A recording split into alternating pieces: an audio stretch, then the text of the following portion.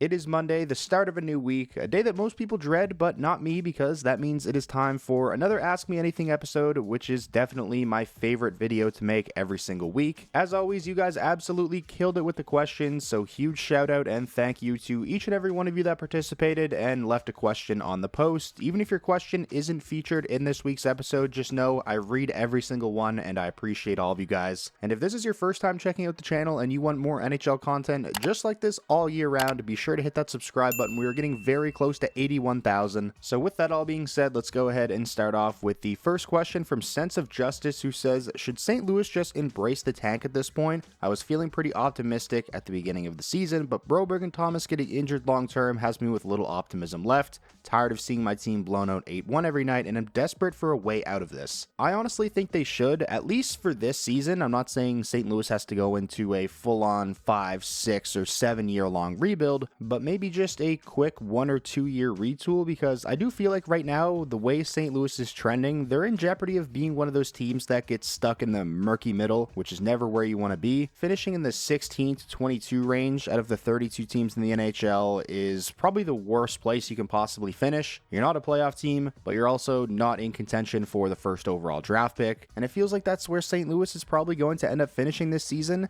That's where they finished last season. They just missed out on a wildcard spot. And let's be real, even if St. Louis did make the playoffs last season, or somehow they managed to turn their season around this season and squeak into the playoffs, is that a team that anyone really views as a legit threat to come out of the Western Conference? I don't really think so. Moving on now to the next question. This one comes from Billy O'Brien, who says, so some early first Hockey Hall of Fame inductees for next year include Duncan Keith, Joe Thornton, Zdeno Chara, Carey Price, Tuukka Rask, Jason Spezza, and Ryan Getzlaf. Who do you think gets in the Hall of Fame out of those first inductees? And also really appreciate the kind words, and I'm glad you enjoy the videos. Out of all the players you listed, I honestly feel like the first three you listed have the highest chance of going in first: Duncan Keith, Joe Thornton, and Zdeno Chara. I think of all the players, the guy that I think is going to get in first, and it's probably a first ballot guy, is Duncan Keith. He played a huge part in that Blackhawks dynasty that won 3 Stanley Cups from 2010 to 2015. He's won multiple Norris trophies. He won a Conn Smythe Trophy as playoffs MVP, and he was a part of that list the NHL put out of the 100 best players of all time when they were doing the whole centennial thing. The next question we have comes from Vis Electra, who says, should the NHL hold a global series in Germany? If yes, which teams would you send over if you were in charge? So technically, Germany was a part of the global series this year. The Buffalo Sabres went over in the preseason and played an exhibition game against a professional team from Germany. With that being said, though, I definitely still think they would be a fantastic place to actually hold some regular season NHL games. I'd be interested to hear your guys' thoughts on this. Where do you think would be a good place to host some of the next NHL Global Series games? And I'm talking like the actual regular season ones, not the preseason ones. And to answer the second part of your question, which teams would I send over if I was in charge if there were a Global Series in Germany? I think it definitely has to be headlined by all the top German NHL players. So you send the Edmonton Oilers over there, get Leon Draisaitl as one of the headliners. Probably Buffalo again. That's the team, like I said, that went over for the exhibition game. JJ Peterka has emerged as one of the best German players in the NHL. And then for the fourth and final team, so this global series would be similar to the one that they did last year in Sweden, where they sent 4 teams over. I would say Ottawa has to be that 4th team. I think Tim Stützle is definitely a player that all those German fans would want to see. This next question comes from Mason Fields, who says, what do the Blue Jackets do with Juracek? He gets scratched too often to develop in the NHL, and they seemingly refuse to send him down. The Juracek situation is definitely interesting. He's only appeared in 5 games so far this season, and in those 5 games, he's averaging less than 12 minutes of ice time per game. That's obviously not ideal for a player who was selected 6th overall in 2022. This is now his 3rd professional season after being drafted. He played a good chunk of the season last year in the NHL. I think most people expected he would be a full-time member for the Blue Jackets this season, but that obviously has not been the case. The Blue Jackets do have a bit of a logjam on the blue line, and even more so now after claiming Dante Fabro off of waivers, who plays the right side like Juracek. So after claiming Fabro, that just bumped Juracek down the depth chart even more. And the crazy thing is, the Blue Jackets aren't even a good team. It's not like they're electing to play veterans over the young guys because playing all those veterans is leading to them getting a lot more wins. They're likely not going to be anywhere close to a playoff spot this season, so you would think their main priority would be,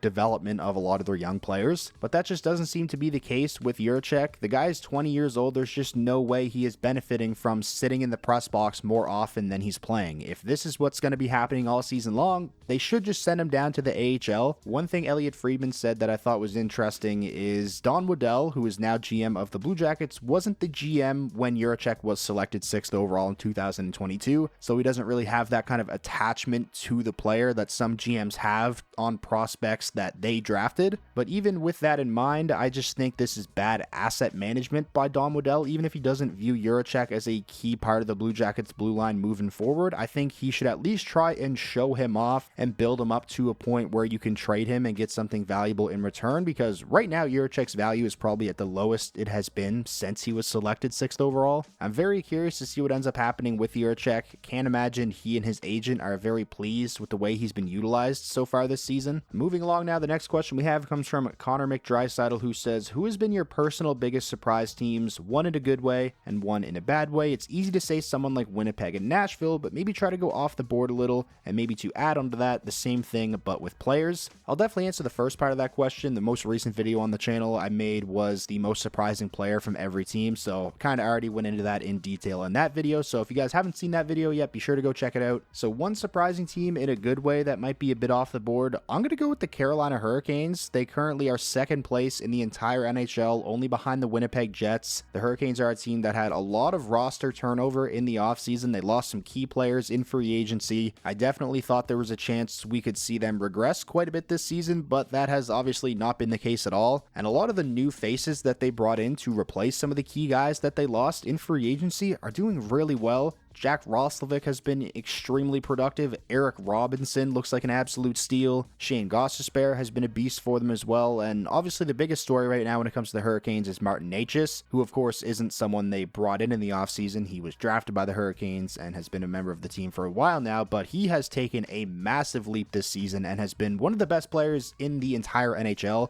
which I don't think anybody could have seen that coming. And for an off-the-board pick for a team that has been surprising in a bad way, I'll go with the Montreal Canadiens. They're currently tied for the 2nd least amount of points in the entire NHL with just 14. It's not like my expectations for the Canadiens were through the roof coming into the season. I didn't even expect them to be a playoff team, but I thought they were going to be much better than what we've seen from them so far, and not only that, but a lot more fun to watch. Obviously, they've had some very poor injury luck. You know, the injuries to Laine and David Reinbacher before the regular season even started were huge blows, but even still right now, like outside of the top line, they're just not really generating much and not getting a whole lot of production. Moving on now to the next question. This one comes from Tom W, who says, who do you think is the strongest backup goalie for this season? No tandems. I would definitely say it's between Casey DeSmith and Jonathan Quick. Obviously, their sample sizes aren't huge because they play behind 2 elite goaltenders in Igor Shesterkin and Jake Ottinger, but those two guys have done a fantastic job when called upon, especially Jonathan Quick. I mean, his numbers so far this season are otherworldly, so I would definitely say those two guys have been 2 of the best pure backups in the NHL so far this season, not including goalies that play in a tandem role. The next question we have comes from Ryan, who says, if the season ended today, who would be your award winners for all the main awards? So I'm going to quickly rattle through this because obviously if I gave my in-depth reasoning for each pick, it would take forever. Hart Trophy, Kirill Kaprizov, Norris Trophy, Quinn Hughes, Vezina Trophy, Connor Hellebuck, Calder Trophy, Matvei Michkov with Dustin Wolf as my close second. Selke Trophy, I'm actually going to go with Sam Reinhart, and Jack Adams, so Coach of the Year, I'm going to go with Scott Arniel, head coach of the Winnipeg Jets. Bit of a different question here. This one comes from Justin, who says, what editing software do you use and what are your go-to websites for referencing hockey stats? So my go-to websites, I really have 4 of them. Just the generic, counting stats, goals, assists, points. I just go to HockeyDB. I feel like it's the easiest to navigate. And then if you want to dive into, shooting percentage, ice time, all that stuff, I use Hockey Reference. And then for the more advanced analytics, I go to Evolving Hockey. That's where I go to look at goals saved above expected for goaltenders. And then MoneyPuck.com and Natural Stat Trick I use as well for like skaters, advanced stats, and things like that. So those are my main ones. And my editing software, I actually just started using it this year and I love it. I think it's easy to use. It's called CapCut. I use it for PC, but they also have a mobile app that you can use on an iPhone or an iPad, and I heard it's really good on there as well. So that's what I use to edit my videos and put everything together, and in terms of audio, I record my audio on a program called Audacity. Moving on now, this next question comes from Andrew, who says, how would you grade PLD's season with Washington so far given his contract? The team is winning and he only has one goal, but has 11 points through 17 games and is centering a very effective line with Wilson and McMichael. Coach Carberry has even said on multiple occasions that even though the score sheet may not show it, there are times where PLD is the best player in a game. Obviously, seeing the one goal, that's a little bit jarring, but I really don't think if you're a Caps fan, you can complain all that much about Dubois' performance this season. Like you said, Spencer Carberry has had positive things to say about Dubois on multiple occasions this season, which is a great sign considering the fact that Dubois is a guy who has been called out publicly by his head coach before on multiple occasions, different head coaches. It's not like he's out there dragging down his line mates. Like you said, he's centering an effective line. The team is winning games, so all in all, I think Pierre-Luc Dubois has done an okay job this season for Washington. Obviously, I still don't think he's worth that contract, but he definitely looks a lot better with the Capitals than the way he looked and performed with the Los Angeles Kings. And also, one stat I do want to mention, I saw Jay Fresh put out this chart, I believe it was a week ago, and it was the lowest goals above expected, and Pierre-Luc Dubois had the lowest in the entire NHL, minus 4.7 goals above expected, which basically means he's getting chances and just hasn't been able to finish them. So obviously, you do have to put a little bit of that on him. He has to be able to finish those chances, but there's definitely been some bad luck involved as well. If him and his line mates keep generating chances the way that they have been, then I think the goals are definitely going to start to come. This next question comes from Rocket Man, who says, Natchez just had another multi-point game against the Blues, putting him third in the NHL with 30 points. What's your prediction for his final stats at the end of the season? Have to imagine he eventually falls back to earth at least a little, but 90 points feels nearly guaranteed at this point. I'm pretty much in the same boat as you are. He's obviously not going to score at a 130 point pace all season long, but like you said, 90 points almost feels like a guarantee at this point. Just an unreal start to the season for Martin Necas, a guy who, again, was almost traded in the offseason. I think everybody figured his time in Carolina was up. They obviously elected to extend him as opposed to trade him, and that decision is making Carolina look like absolute geniuses right now. Just imagine if they did end up trading him in the offseason and he was popping off like this on a different team. That would be a tough pill to swallow for the Hurricanes. I think the craziest part about Necas' production so far as well has been the fact that he's not even getting top line minutes. He's not on their first line. He's averaging under 18 minutes of ice time per game. His line mates the last few games have been Kotkaniemi and Eric Robinson, and he has elevated those guys to another level. Really just cannot say enough good things about Martin Necas and his early season performance. Again, like I said, I don't really expect him to score at this pace all season long, but while he's doing it, it has been super fun to watch. This next question comes from Tarquin, who says, does Derek Lalonde get fired after this road trip, preferably the moment the plane lands back in Detroit? So I've talked about this question, I think, in an Ask Me Anything episode really early on in the season, but since then things have gotten a bit worse for the Red Wings, and on the post this week I did see a lot of other people asking about Lalonde as well, so I figured I'd talk about it a little bit. My stance really hasn't changed. I don't see what firing the coach does. I really just don't think the roster is good enough. I think the Red Wings overachieving last season